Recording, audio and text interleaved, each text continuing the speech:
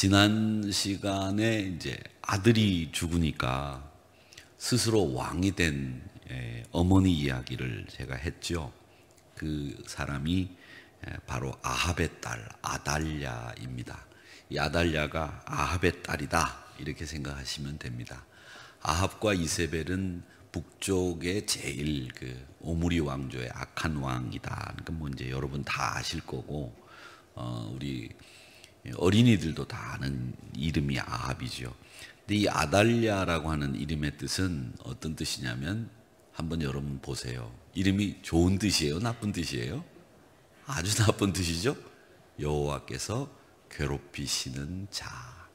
하나님이 얼마나 마음에 안 들었으면 하나님이 괴롭히겠어요? 그죠? 괴롭히는 자가 아달랴라는 뜻입니다. 그러니까 이름을 지을 때도 좀 잘 지어야 되는데, 이왕이면 괴롭힌다라는 뜻이 들어가 있는 이름보다는 여호와가 사랑하는 자, 뭐 이런 이름이 좋잖아요. 그렇죠? 이런 이름이 좋은데, 여호와께서 누구든지 누가 나를 괴롭히는 건 좋지 않은 건데 이름을 이렇게 지었어요. 옛날 어른들이 딸 이름을 원통이라고 짓는 거하고 똑같죠. 원통. 이 이름이 원통은 아니죠. 자기가 원통하면 원통하지 걔가 왜 원통해요? 그죠? 참 저는 그 이름을 그렇게 짓는 분들을 보면 이상하다. 한번 그 신문에 가끔씩 그 이름을 개명하는 법원에 신청을 내신 분들의 그 이름을 쭉 통계를 내 가지고 신문에 이렇게 나오는 경우들이 있는데, 그 이름들 보면 다 부모들이 자식 이름을 지으면서 어떻게 이렇게 지을 수 있을까 이런 생각이 드는 걸 보면서, 이런 분들이 이런 마음을 가지고 이 자식들을 키웠을 때 이 자식들이 정상적으로 클 수 있을까 이런 생각을 해봅니다. 그래서 여러분, 돈 많은 가운데 부유한 가운데 자식을 키우는 것도 참 좋지만, 저는 그렇게 생각해요. 정상적인 아버지 어머니의 사랑을 받으면서 이 정상적인 생활을 하는 것이 이게 참 큰 복이다라는 생각을 합니다. 여러분 가정들은 다 복 있는 가정들이에요. 정상적으로 자녀들에게 사랑을 베풀어주고 같이 단란하게, 물론 싸울 때도 있을 거예요. 그러나 단란하게 행복하게 가정생활을 영위했던 자녀들이 참 좋은 인성을 가지고 큰다, 이런 것을 배우게 됩니다.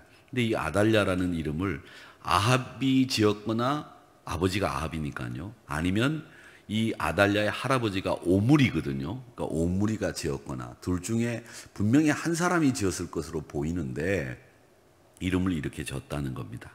그러니까 여호와를 경배하는 자라는 이름을 가져도 시원찮은데, 그녀가 여호와가 괴롭히는 사람이라고 하는 이름을 가지고 있었다, 이렇게 보시면 됩니다. 지난번에 보여드린 그 족보를 보시면, 다시 한번 보여드리면 좀 잘 보이실는지 모르겠습니다만은, 이 북쪽 이스라엘, 남쪽 유다의 왕들 이렇게 기록되어 있습니다. 근데 이 북쪽 이스라엘의 오므리의 아들이 아합이었다. 아합의 아들이 아하시아였다. 근데 아하시아가, 여기 아하시아하고 이름이 같다. 그런데 이 여호람과 여호사밧인데, 이 여호사밧이 아합과 굉장히 친했다는 거죠. 그래서 이 여호사밧과 아합이 사돈을 맺었다. 그래가지고 이 아합의 딸인 아달랴를 여호사밧의 아들에게 시집을 보냈다, 그렇게 말씀을 드렸죠. 그리고 또 아들을 낳았는데 그 아들 이름이 아합의 아들 이름과 똑같은, 그러니까 자기 오빠 이름이죠. 이 아달랴가 아하시아라고 이름을 지었죠. 그리고 이 요람도 아합의 아들입니다. 그리고 이 요하스가 왕이 되기 직전에 이 아하시아는 이 아달랴와 여호람의 아들이었는데, 아달랴가 이 아하시아의 뒤를 이어서 그 어머니가 왕이 되었는데, 오늘 이 아달랴가 바로 주인공이다, 이렇게 보시면 되겠습니다.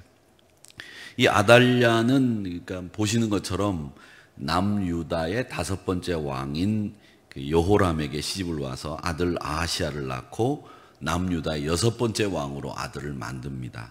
그런 중에 이 아하시아가 어떻게 죽었느냐 제가 말씀을 드렸죠. 아하시아는 요람이 아람과 전쟁을 하는 중에 상처를 입고 피난 들어가 있는 이스라엘 그 성으로 병문안을 갔다가 예후가 반란을 일으켰는데 그 반란군이 지원군인 줄을 착각하고 나갔다가 예후의 칼에 맞고 묵깃도로 도망을 갔다가 묵깃도에서 아하시아가 죽었다, 이렇게 말씀을 드렸습니다. 묵깃도에서 이렇게 죽고 난 뒤에 이 아들을 잃었잖아요. 그러니까 아달랴 입장에서는 여호람이 세상을 떠나고 아하시아가 세상을 떠나고 아달랴만 남았는데 자기가 스스로 왕이 됩니다. 그래서 아달랴가 유다의 7번째 왕이 되었다, 이렇게 보시면 이제 되겠는데, 이 아달랴가 왕이 되기 전에 아들 아하시아에게 어떻게 행했는지 성경은 기록을 남겨두고 있습니다.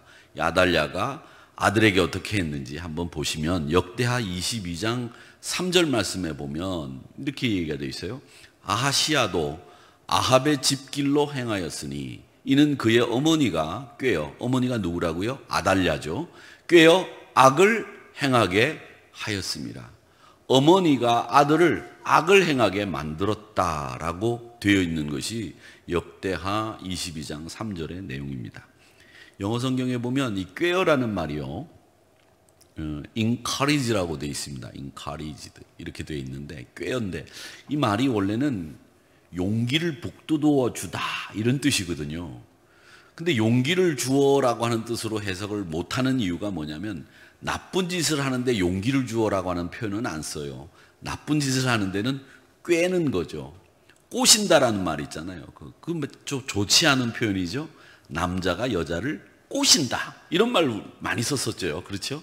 근데 그런 말이에요. 꾀어서 나쁜 짓을 하게 하는 것, 그걸 encouraged라고 해가지고 용기를 주어라고 돼 있습니다.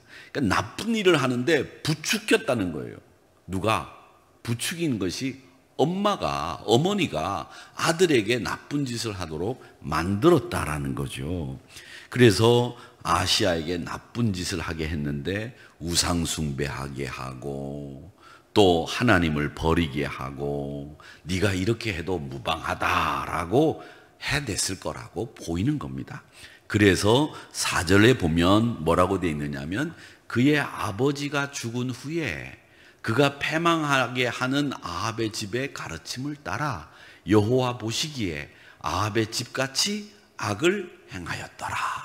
이게 아하시아가 한 짓이었는데 이 배후에는 누가 있었다? 어머니 아달랴의 부추김이 있었다라고 하는 겁니다.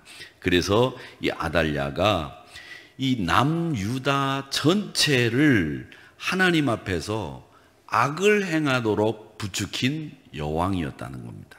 남유다로 시집 와가지고서는 하나님을 섬기지 못하도록 극악한 영향력을 발휘한 여자가 아달랴였다라는 거죠.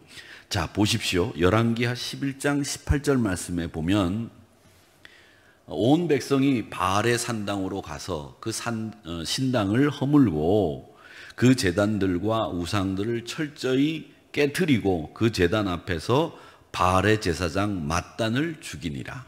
제사장이 관리를 세워 여호와의 성전을 수직하게 하고, 이 수직하게 한다는 말은 바로 서서 지킨다라는 뜻입니다.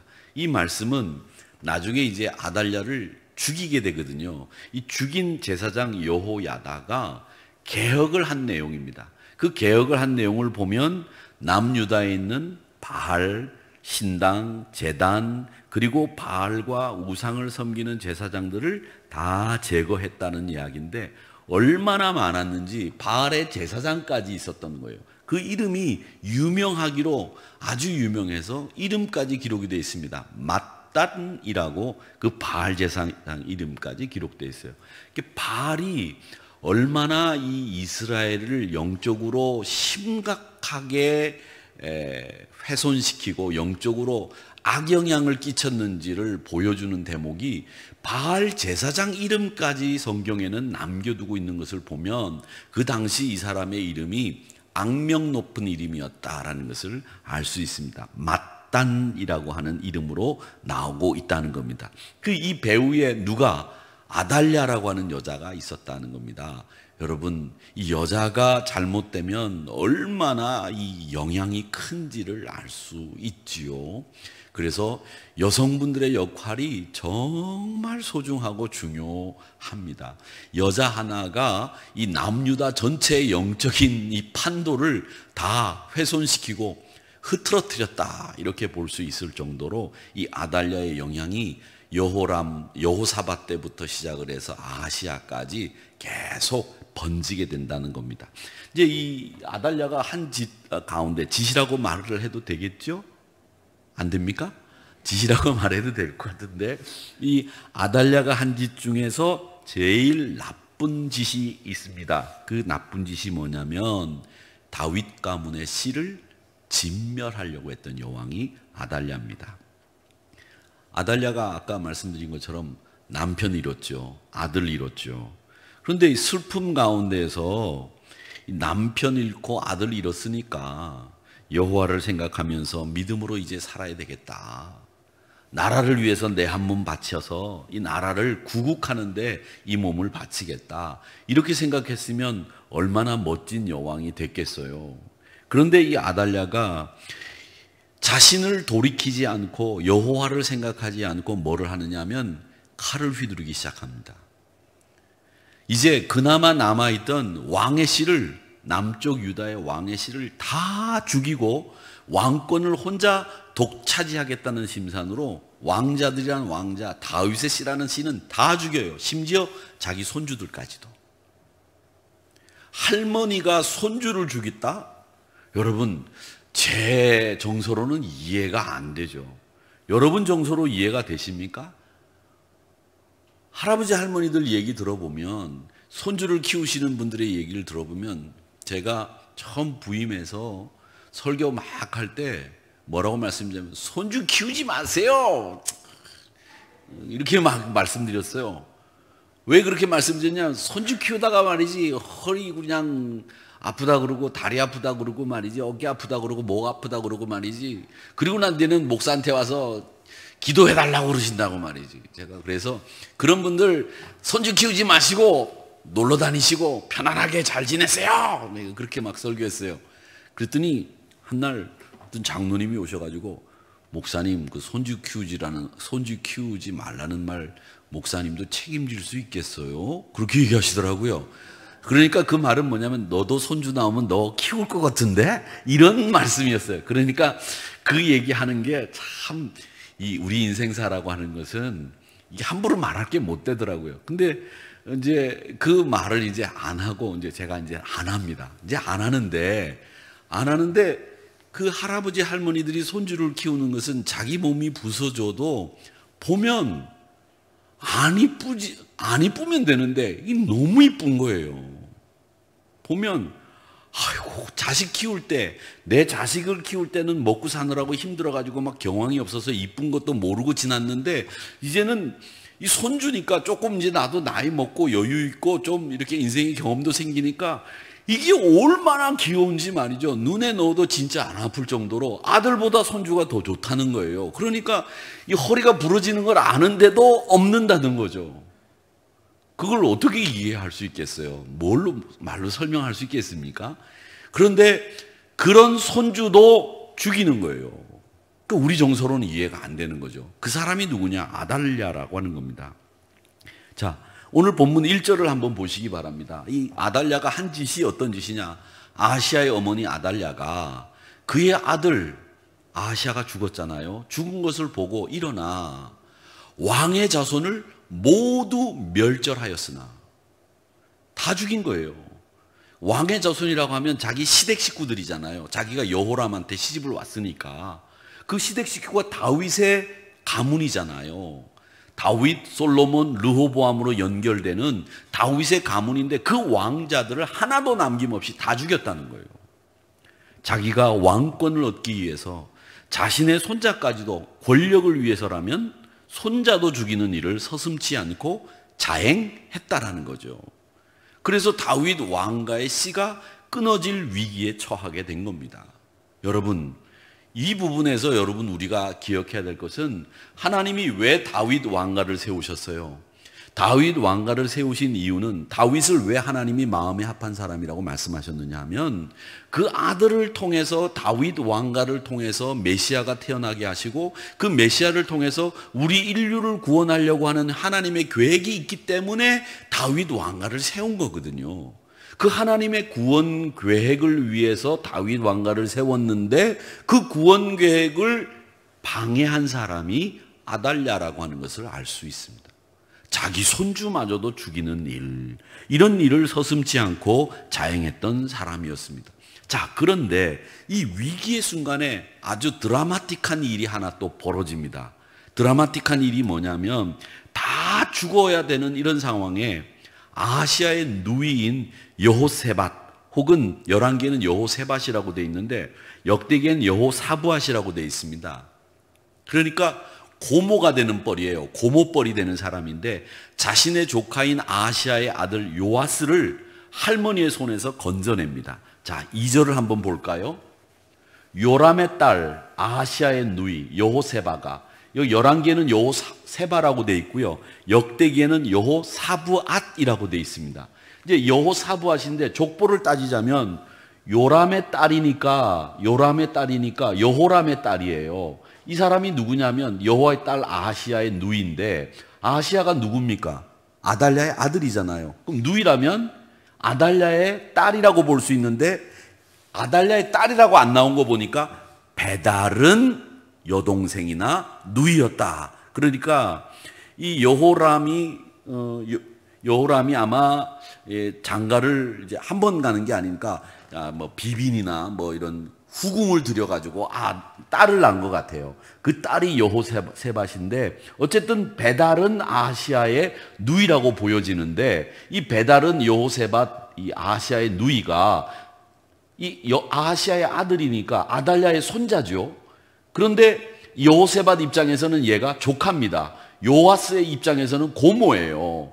이 고모가 왕자들이 죽임을 당하는 중에서 빼내어 그와 그의 유모를 침실에 숨겨 아달랴를 피하여 죽임을 당하지 아니하게 한지라. 요아스만 살아남은 거예요. 다 죽었는데. 이렇게 살아남은 사람이 있죠. 성경에 나오는 사무엘하에 나오는 이야기들 보면 또 살아남는 사람이 있죠. 누굽니까?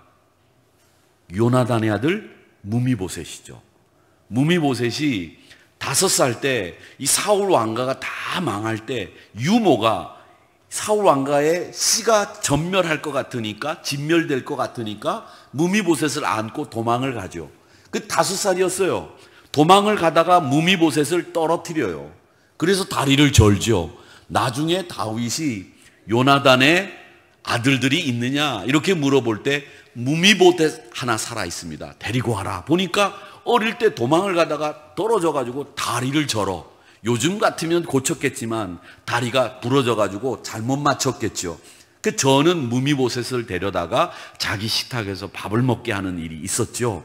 그렇듯이 왕가의 자손들을 다 죽이는 일들은 왕의 다음 왕이 자기 권력이 휘둘릴 수 있고 또 찬탈당할 수 있을까 봐 다 죽이는 것은 예사였어요. 그렇게 다 죽임을 당하고 있는 상황에서 고모가 조카를 숨긴 거죠. 유모와 함께. 자, 그렇게 숨겼는데 이 숨기는 과정이 참 재밌습니다. 역대하 22장 1절 한번 볼까요? 역대하 22장 1절에 보면 여기 왕의 딸 여호사부앗이라고 돼 있는데, 열왕기에는 아까 뭐라고 그랬죠? 여호세밧이라고 그렇게 부른다고 말씀드렸죠. 이 왕의 딸 여호사부앗이 고모예요. 요아스의 고모. 아하시아의 아들 요아스를 왕자들이 죽임을 당하는 중에서 누가 죽이고 있는 거예요? 아달랴가 몰래 빼내어 그와 그의 유모를 침실에 숨겨 아달랴를 피하게 하였으므로 아달랴가 그를 죽이지 못하였더라. 여호세밧 혹은 여호사부앗은 요람 왕의 딸이요. 그러니까 이 아달랴의 딸이나 마찬가지죠. 아하시아의 누이였습니다. 고모인 거죠. 그런데 이 여자가 누구였느냐? 이 고모가 요아스를 살려준 고모가 누구였느냐면 제사장 여호야다의 부인이었다. 이렇게 돼 있습니다. 이 말씀을 잘 보세요. 자, 부인이었습니다. 그러니까 여호세바 혹은 여호사부앗이라고 하는 이 요아스의 고모가 자기 조카를 몰래 성전에다가 숨겨두고 유모를 붙여서 키운 거예요. 근데 이 키웠는데 11절 말씀에서 보면 여호람의 딸이면 아달랴의 딸인 건데 이 아달랴의 딸이라고 말하지 않는 것을 보면서 아마 다른 후궁에서 낳은 공주로 보인다. 그런데 신분이 나와 있고 남편이 나와 있어요. 남편이 누구다? 제사장이다. 그래서 이 제사장 여호야다라고 하는 사람의 부인이었다라고 되어 있는데 이 여호야다는 여러분 제사장 여호야다는 우리가 살펴보아야 될 인물 중에 하나입니다.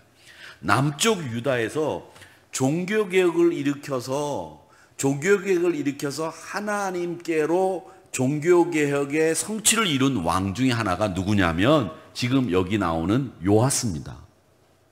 요아스예요. 아시겠어요? 기억해 두세요. 근데 이 사람이 몇 살에 왕위에 오르냐면 8살에 왕위에 올라요. 8살에 왕위에 올라요. 그래가지고 이 사람이 24살이나 한 26살 때쯤 됐을 때 본격적인 종교개혁을 합니다. 이 사람이 요아스예요. 그래서 남쪽 유다 왕 중에서 종교개혁을 일으킨 왕으로 이 요아스를 꼭 기억해 둬야 됩니다. 근데 왜 종교개혁을 일으켰겠어요? 보세요. 자기를 죽이려고 했던 할머니가 바알을 섬기는 사람이야. 자기를 죽이려고 했던 사람이 우상을 숭배하는 아합의 딸이야. 할머니이지만. 그러니까 이런 일들이 벌어지지 않고 나라가 바로 가려면 어떻게 해야 되느냐를 요아스는 어릴 때부터 몸으로 체험한 거예요. 그래서 종교개혁을 이 요아스가 하게 되는 거죠. 그러니까 요아스의 이 배경이 종교개혁을 하지 않으면 안 됐고 하나님을 찾지 않으면 안 되는 그런 배경을 가지고 있었던 사람이 요아스라고 하는 왕이었다. 이걸 여러분 아시면 되겠습니다. 자, 여호야다를 보면 이 여호야다는 결국은 하나님의 경륜을 이어가게 만드는 중심에 있는 인물이 됩니다. 왜냐하면 이 여호야다는 다윗의 가문에서 왕이 나오게 해야 한다는 이 일념으로 목숨을 걸고 아달랴를 몰아내고 혁명을 감행해서 다윗의 자손으로 유일하게 남아있던 이 요아스를 왕위에 세우는 겁니다. 몇 살 때? 8살 때. 그래서 이 요아스를 왕위에 올리기 위한 여호야다의 계획이 오늘 이 열왕기 하 11장에 기록이 되어 있는 거예요. 그리고 역대 하 23장에 기록이 되어 있는 겁니다. 그래서 오늘 읽은 이 말씀은 아달랴를 개혁하고 종교개혁을 하고 아달랴를 몰아내는 그 과정의 이야기들이 설명되어 있는 내용들입니다. 자, 보면 그걸 정리하면 어떻게 되느냐면 이 여호야다가 성전에서 백부장들하고 각 지파의 족장들을 불러 모아가지고 맹세를 합니다. 자, 너희들 지금부터 하는 말은 함구하고 꼭 비밀을 지켜야 된다. 그렇게 한 다음에 그 백부장들과 각 지파의 족장들에게 7살 난 요아스를 탁 보여줍니다. 누구냐? 그러니까 이 요아스가 누구냐면 아하시아의 아들이다. 다윗 왕가에 이제 유일하게 남아있는 왕자다. 보여주는 겁니다. 이 이야기를 너희들 혁명이 성공할 때까지 얘기하면 안 된다. 내가 숨어서 키웠다. 이 얘기가 오늘 읽은 말씀의 내용이에요. 아시겠어요? 성경을 읽으시면서 보면 자, 3절 한번 보세요. 3절. 요아스가 그와 함께 여호와의 성전에 1살 때 들어갔어요. 6년을 숨어 있는 동안에 아달랴가 나라를 다스렸더라. 자, 그런 다음에 4절 보세요. 7째 해에 여호야다 제사장이었죠. 고모의 남편, 고모부예요. 그러니까 요아스로 보면 족보가 이렇게 연결되면 훨씬 이해가 쉽기 때문에 제가 고모부라고 말씀드리는 거예요. 아시겠죠? 고모부예요. 요아스의 고모부. 아셨죠? 고모부인 여호야다가 사람을 보내 가리 사람의 백부장들과 호위병의 백부장들을 불러 데리고 여호와의 성전으로 들어가서 그들과 언약을 맺고 함구해야 된다는 언약을 맺고 그들에게 여호와의 성전에서 맹세하게 한 후에 왕자를 그들에게 보이고 처음 돌 때 들어가서 6년 동안 키운 요아스를 그때 보여주는 거예요. 다윗의 왕가의 씨가 다 진멸되고 하나도 남아있지 않다고 생각했지만 요아스가 남아있다. 이걸 보여주는 겁니다. 이제 이 아달랴의 학정 그리고 잘못된 정치를 끝내고 이 요아스를 왕위에 세워서 하나님의 나라가 다윗 왕가에 의해서 이어지는 그 말씀대로 이루어지게 해야 되고 이 나라를 하나님만 섬기는 나라로 만들어야 된다. 이걸 여호야다가 주장하면서 아달랴를 몰아내야 되겠다. 이 계획을 세우는 거죠. 그래서 모두를 날짜를 정해놓고 예루살렘으로 집결시킵니다. 그게 역대하 23장 2절에 기록이 되어 있어요. 한번 보시죠. 그들이 유다를 두루 다니며 이 이야기를 하는 거예요. 요아스가 다윗의 왕가에 왕자가 하나 살아있다. 그래서 모든 고을의 레위 사람, 제사장들이죠. 이스라엘 족장들을 모아 예루살렘에 이른지라. 이제 속속 족장들과 백부장들이 예루살렘에 모이기 시작을 했습니다. 자, 그런 다음에 거사일을 정했는데 거사일이 언제였느냐면 안식일이었어요. 그리고 비번인 군사들로 돌려보내지 않고 철저하게 3분의 1씩 나누어 가지고 이 요아스를 지키게 합니다. 여러분, 이 내용이 4절과 5절에 나옵니다. 보세요. 이제 너희는 이와 같이 행하라. 제사장들과 레위 사람들은 안식일에 당번인 자들의 3분의 1은 문을 지키고 3분의 1은 왕궁에 있고 3분의 1은 기초문에 있고 백성들은 여호와의 전에 뜰에 있어라. 백성들까지 다 모아놔서 여호와의 전에 뜰에 모아놓고 군사들을 3분의 1씩 들어오는 입구부터 시작을 해서 왕 옆에 출입구에 딱 세워두고 아달랴가 이 요아스를 건들지 못하게 작전을 짜놓은 거죠. 그리고 그 거사일이 언제다? 안식일이었다 하는 거죠. 여러분, 이걸 보면 여러분 구테타 할 수 있겠어요? 없겠어요?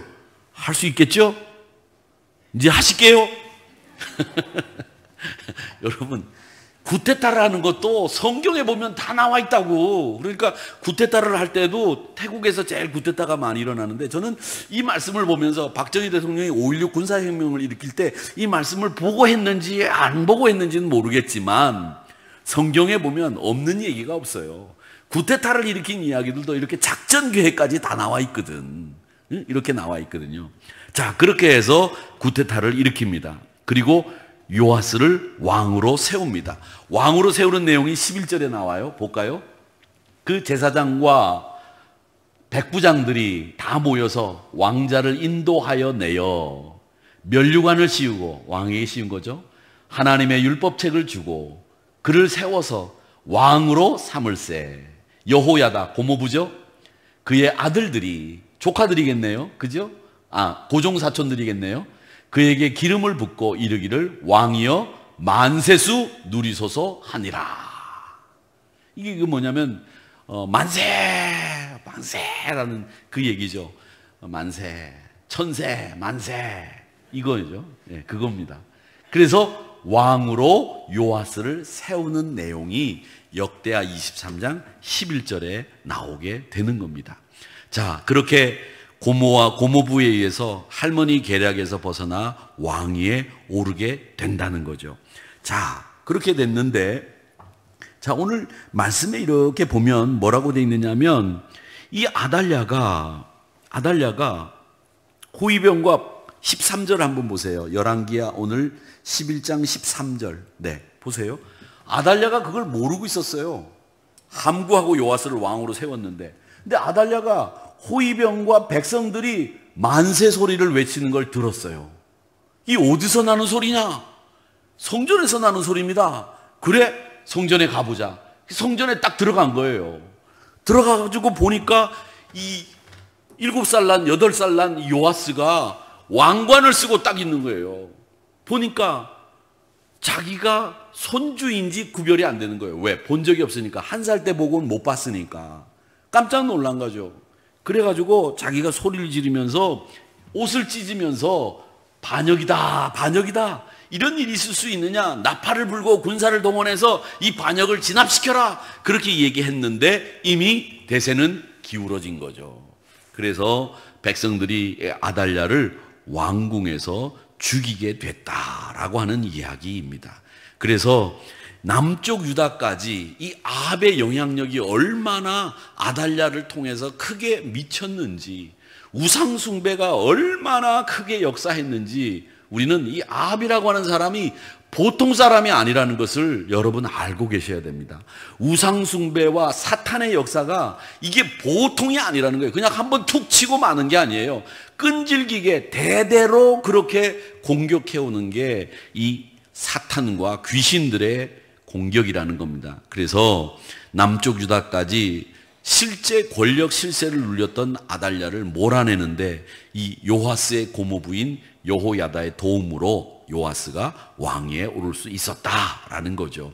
자, 오늘 이야기를 여기까지 이제 정리를 한다면 여러분 이제 머릿속에 이 열왕기하 11장의 내용이 쫙 들어가겠죠? 머릿속에 들어가서 아하, 그렇구나.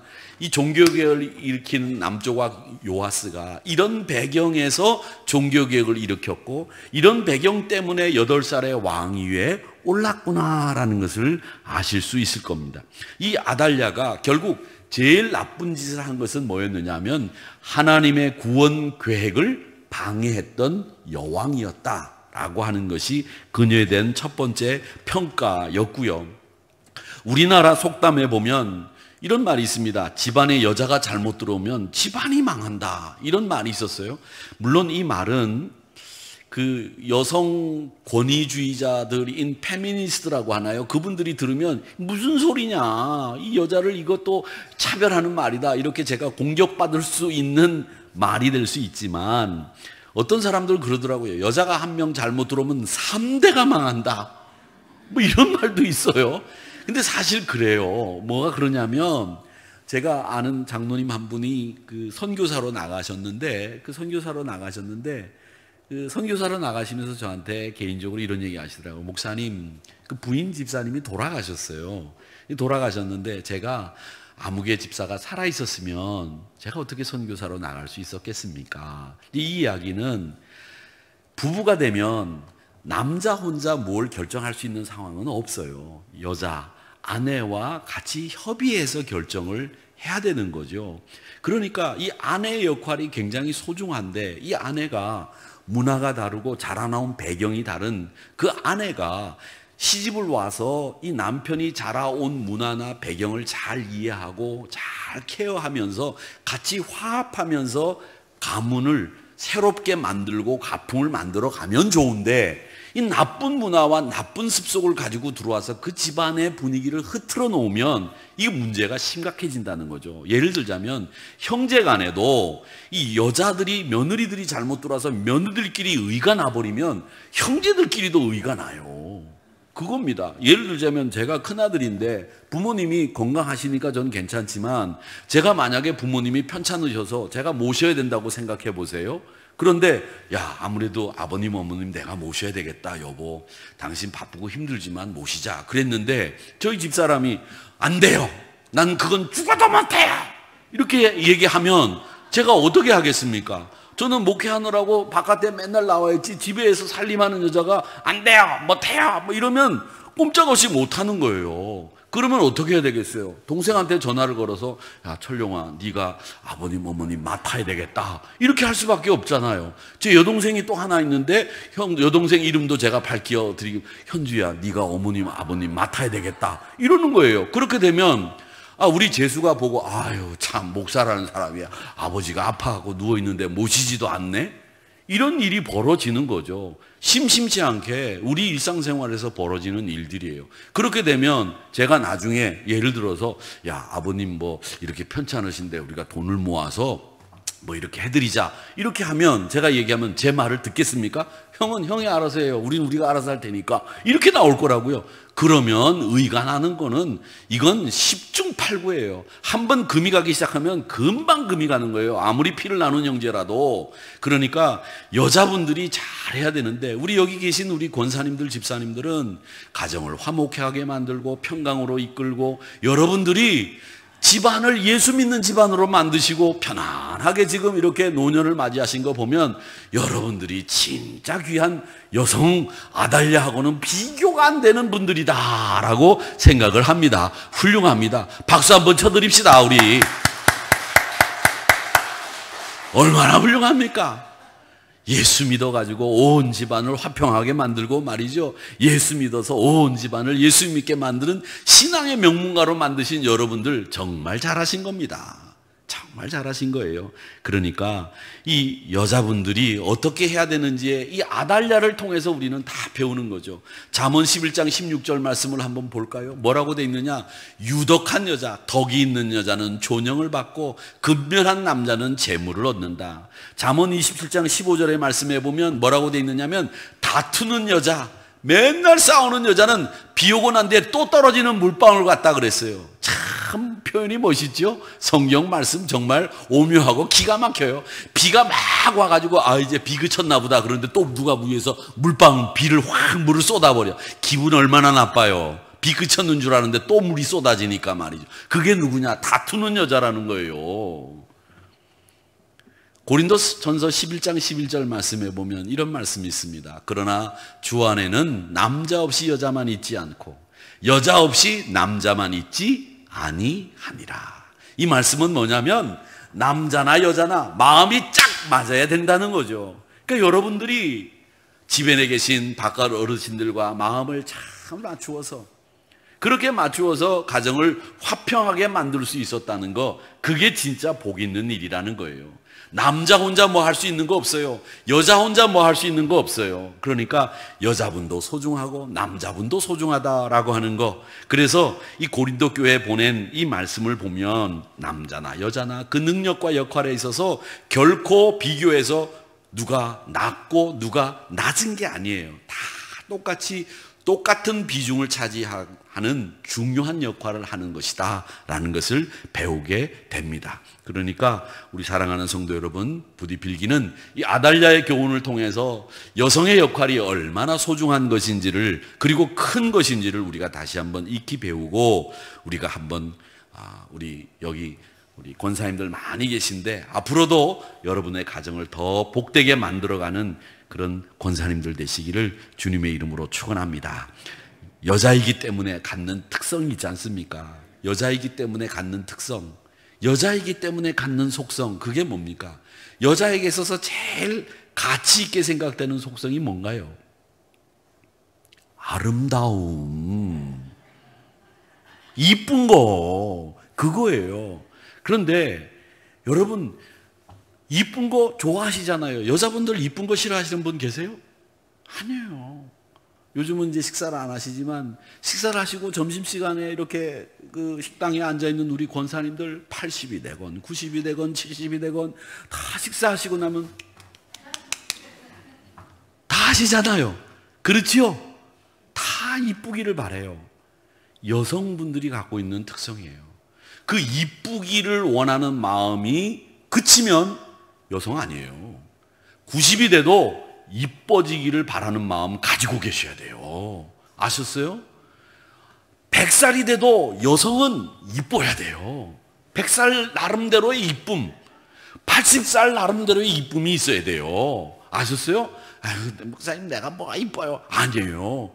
그 나이에 제일 이쁜 여성들이 우리 하늘교회 권사님들이 되셔야 돼요. 아셨어요?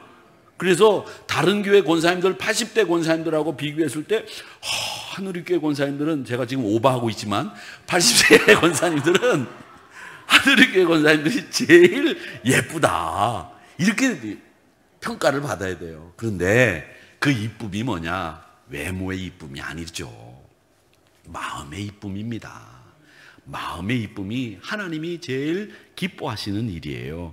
그 보편적인 이쁨, 그걸 디모데전서에서는 뭐라고 얘기했느냐면 2장 15절에 이렇게 얘기합니다. 여자들이 만일 정숙함으로써 믿음과 사랑과 거룩함에 거하면 그의 해산함으로 구원을 얻으리라. 이 말씀은 그의 노력으로 열매들이 맺혀지게 되는데, 그 열매들이 뭐냐? 집안의 구원, 인근 가족들의 구원, 이웃들의 구원, 성도들의 구원을 얻게 된다. 그러니까 여성분들이 이렇게 믿음과 사랑과 구원, 거룩함에 거해야 된다. 이게 디모데전서 2장 15절에 나오는 여성의 아름다움의 진면목이라는 것 기억하시고, 아달랴를 통해서 우리 하늘교회 성도님들, 특별히 여성 성도님들이 아름다움, 이 디모데전서 2장 15절에 믿음과 사랑과 거룩함의 아름다움을 여러분의 아름다움으로 만드시기를 주님의 이름으로 축원합니다.